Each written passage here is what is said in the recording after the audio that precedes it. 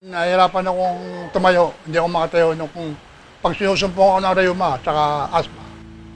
Nahihirapan ako. Hindi ako makalakad. Inaayos ako ng asawa ko. Inaakay ako ng asawa ko para makalakad. At saka ubo, nahihirapan ako sa ubo.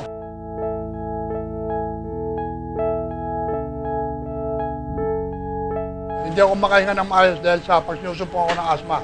Nahihirapan ako. Hindi ako makahinga, hindi ako makalakad. Simula ng 2011, hirap na hirap ako lumakad, hirap na hirap ako umubo.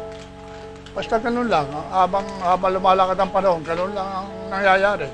Araw-araw, ginawa ng Panginoon Diyos, ganun lang. Talagang nahihirapan ako.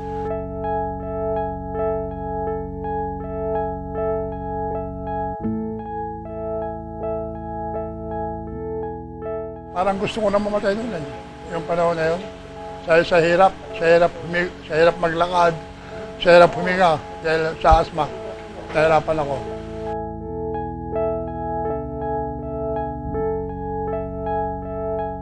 Si Tatay Emilio tumawag sa amin dahil nakita niya yung number ko, tapos tumawag siya, nakausap ko siya.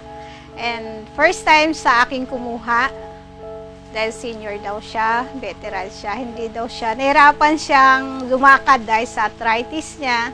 At the same time, may asthma rin siya.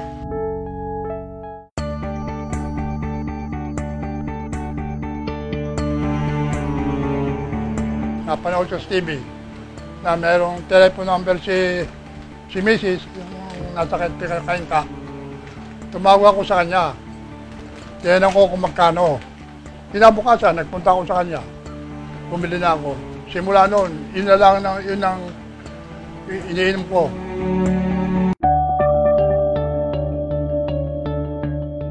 Habang lumalakad ang panahon, parang nakakalakad na ako ng konti-konti.